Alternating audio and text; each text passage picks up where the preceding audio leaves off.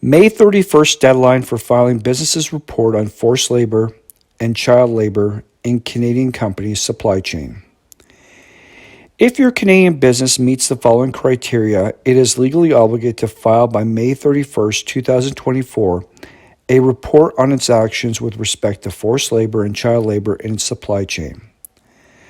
Applicable business entities include any corporation, trust, partnership, or other unincorporated organization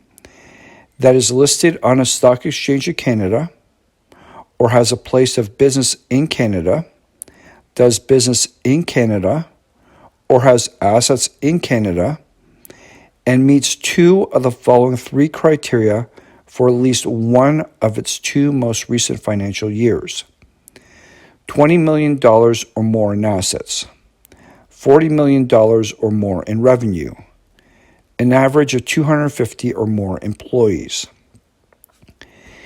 Meeting these business criteria means undertaking a reporting process that aims to cover a time period that precedes the enactment of the legislation,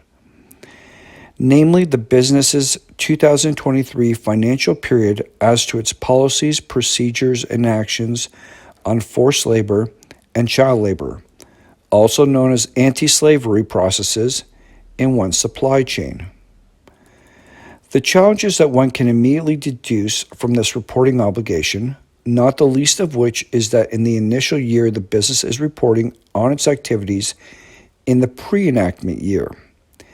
is the difficulty in obtaining and confirming anti-forced labor and anti-child labor practices from one's overseas suppliers, especially when they are multiple business steps removed and there is little interest in satisfying the perceived highly moralistic requirements of a very privileged Canadian business, which has chosen to come to their part of the world for their supplies, due in large part to the low-priced labor force and the absence of regulatory costs that have forced most of this commercial segment out of Canada and the industrialized West.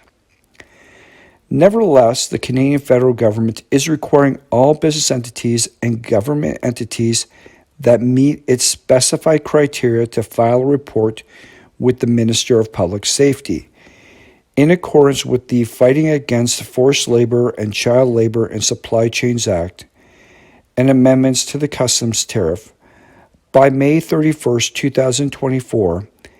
and every May 31st thereafter.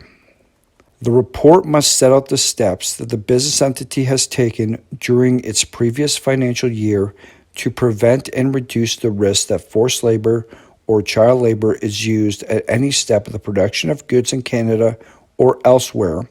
by the business entity, or of goods imported into Canada by the business entity, including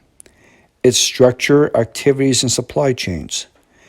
its policies and due diligence processes in relation to forced labor and child labor,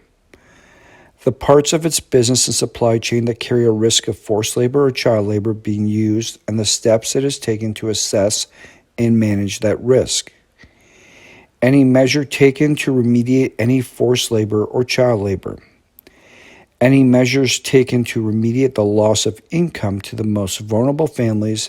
that results from any measure taken to eliminate the use of forced labor or child labor in its activities and supply chains,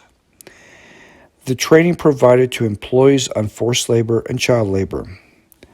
how the business entity assesses its effectiveness in ensuring that forced labor and child labor are not being used in its business and supply chain. The government's deadline is fast approaching, such that your business report needs to be promptly completed and filed with the federal government. If your business is looking for legal assistance in completing its filing obligations to the Canadian federal government on forced labor and child labor in their supply chain and demonstrating its anti-slavery position, contact our law firm for a confidential initial consultation. Thank you.